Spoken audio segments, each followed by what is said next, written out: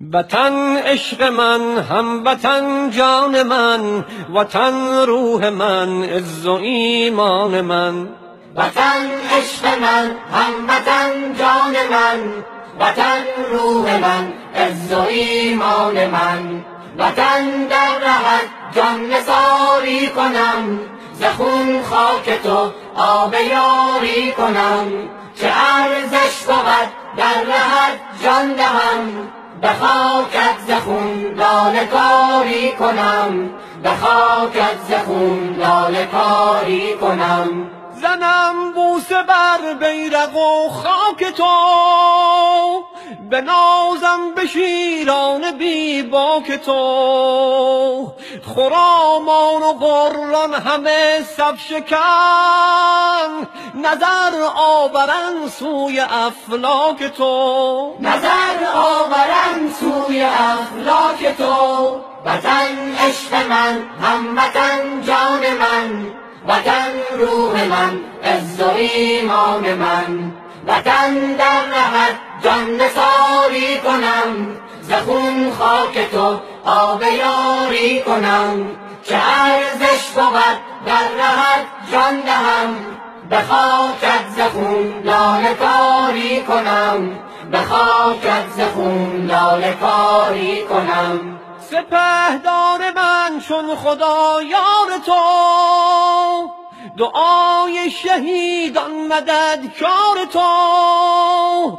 به میدان هراسان شده دشمنت، بنازم به گرمی بازار تو، بنازم به گرمی بازار تو. وطن عشق من، هموطن جان من، وطن روح من، عز و ایمان من. وطن در رهت جان نثاری کنم، ز خون خاک تو آب یاری کنم. چه ارزش بود در رهت جان دهم، به خاکت ز خون لاله کاری کنم، به خاکت ز خون لاله کاری کنم. وطن در رهت جان نثاری کنم، ز خون خاک تو آب یاری کنم. چه ارزش بود در رهت جان دهم، به خاکت ز خون لاله کاری کنم، به خاکت ز خون لاله کاری کنم. وطن عشق من، هموطن جان من، وطن روح من، عز و ایمان من. وطن در رهت جان نثاری کنم، ز خون خاک تو آب یاری کنم. چه ارزش بود در رهت جان دهم، به خاکت ز خون لاله کاری کنم، به خاکت ز خون لاله کاری کنم. وطن عشق من، برخیز که دین خود به شهیدان ادا کنی، برخیز که دین خود به شهیدان ادا کنیم. وقت است دگر که نیک و بد از هم جدا کنیم. اینان که پرچم نفاق به دستها گرفته اند، سستی ز ماست که هله هله بر پا گرفته اند. اینان سفیر شیطنت و انتحاری اند، مسئول دود و آتش خونهای جاری اند. از ما گذشت رحم بر این بچه ها کنید، سرگشته های دامنه کوچه ها کنید.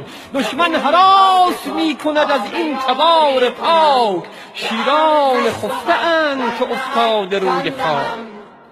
گر اتحاد ملت افغان علم شود، شاید رئیس دولت ما با جنم شود. پشتش شکوه و قرص و دلش گرم می شود، کی پیش چشم رقیبان به شرم می شود. درود خدا و ملائکه‌اش به روان پاک و مطهر شهدای گلگون کفن که در راه میهن از جان شیرین خود گذشتند و ندای آزادگی را لبیک گفتند. زنده باد وطن، زنده باد افغانستان.